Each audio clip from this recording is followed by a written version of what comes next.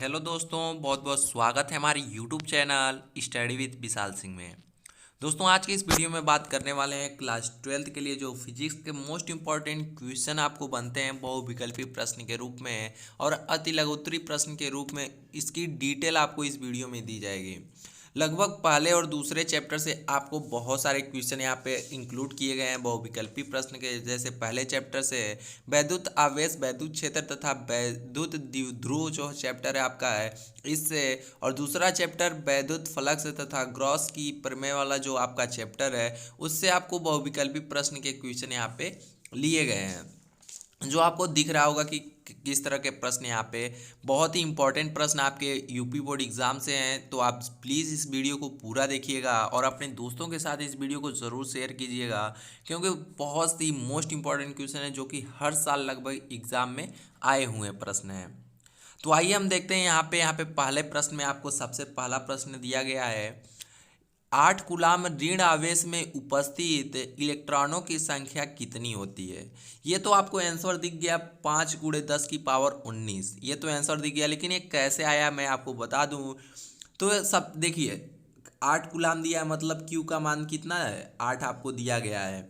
उसके बाद इलेक्ट्रॉन का आवेश जो होता है, आपसे जो पूछा इलेक्ट्रॉनों की संख्या पूछा गया, तो यहाँ पे इलेक्ट्रॉन पे आवेश होता है तो वो कितना होता है, इलेक्ट्रॉन पे आवेश 1.6 मतलब 1.6 × 10 की पावर -19।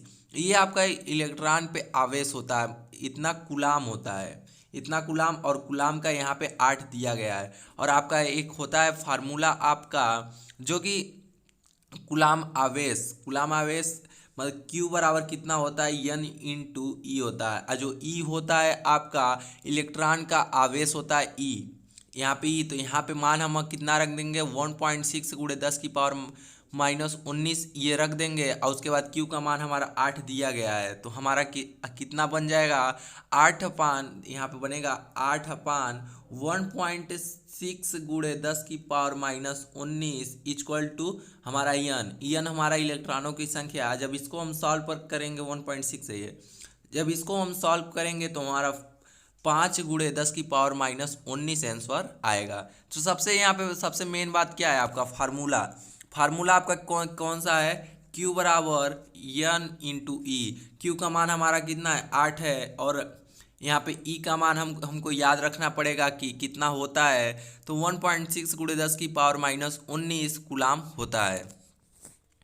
तो ये हो गया पहला क्वेश्चन, इस तरह सॉल्व करेंगे।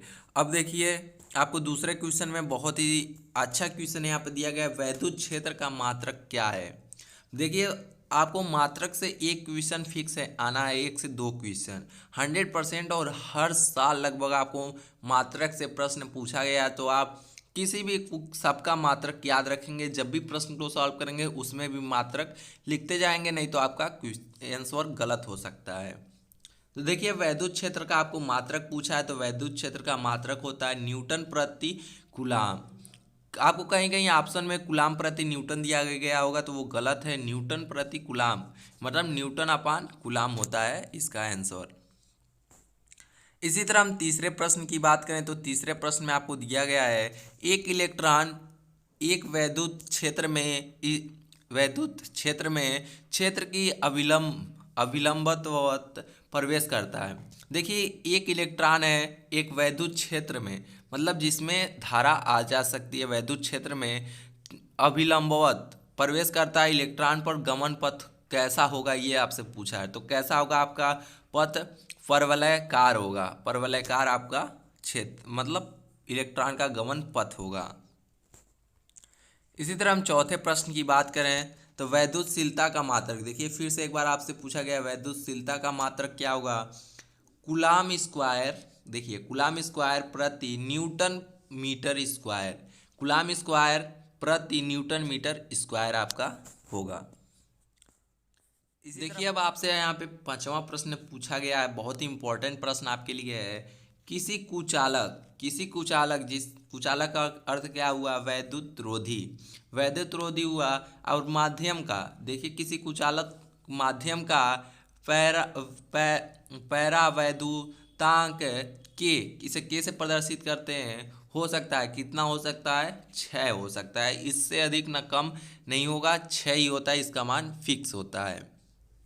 तो अब देखिए अगला प्रश्न आपसे पूछा गया है, छठवां प्रश्न। तो छठवें प्रश्न में क्या है, वैद्युत फ्लक्स का मात्रक। फिर से आपको एक बार पूछा गया मात्रक, वैद्युत फ्लक्स का मात्रक क्या होगा, वोल्ट मीटर। वोल्ट मीटर होता है वैद्युत फ्लक्स का मात्रक।